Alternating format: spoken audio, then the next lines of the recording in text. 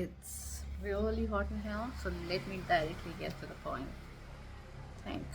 Once upon a time, there was a coffee cafe, but only as long as you drink your coffee, you could travel back in time. And once the coffee gets cold, you're either stuck or you have to return. Intriguing, right? That's what the premise of our today's book is. Before the coffee gets cold. It is written by Toshikazu Kawaguchi. Sorry if my pronunciation is wrong, but I really love this book. Even though Goodreads has given this around 3.5 stars, but once I picked up this book, I couldn't keep it down. So, this novel basically blends time travel with human emotions. Like, there's I mean, just think of this, think of it as, if you could travel back in time, but there's a catch. You cannot change anything. Whatever is in the present, it will stay as it is. Still, if you want to travel back in time, the characters of this novel did. Not because they wanted to change the present, but get a clearer perspective of a certain incident in the past. I think we all have that. There's certain moments that we think about, wow, I mean, that moment was like more than it was, or, the certain moment just pissed you off and made you lose those relations. But if you just could go back and relook at the situation with the maturity, what the perspective that you have now, probably you might see the entire situation differently and even be able to say those unspoken words that always stay inside you. This book basically is about, without changing the past, how you can come into understanding, closure, and, say those unspoken or even hear those unspoken words.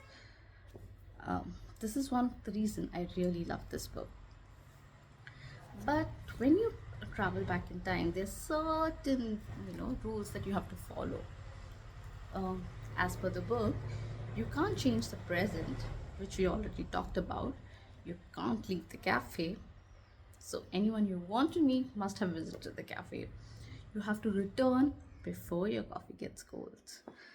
And yet, people take this risk.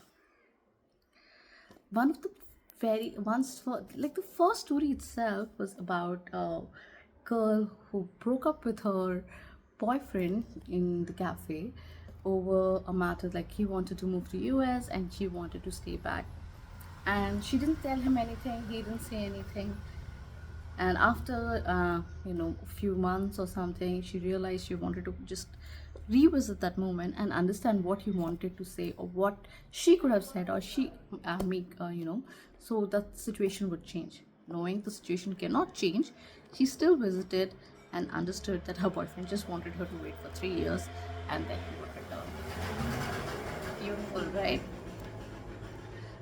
This is one of the sci-fi book which has no paradoxes, no high-stake actions, just simple, heartfelt moments. It feels more like reading a play where every conversation carries weight. The writing itself is so gentle, almost poetic, making you wish to, just slow down and reflect. So this is a perfect book for, those rainy days where you just want to lie down and, experience the wind and smell the petrichor and just get lost in the book. This is my recommendation for that. And if you absolutely love this book after you read it, it has its parts also that you can read. So one of the books right after this is like Tales from Cafe, Before Your Memory Fades, Before We Say Goodbye, and Before We Forget Kindness. So get this book, and if you like it, do let me know in the comment. And for the next session, do tell me which next book I should review. As of now, I'm reading the book called Sirens because I really loved Wayward when it was released.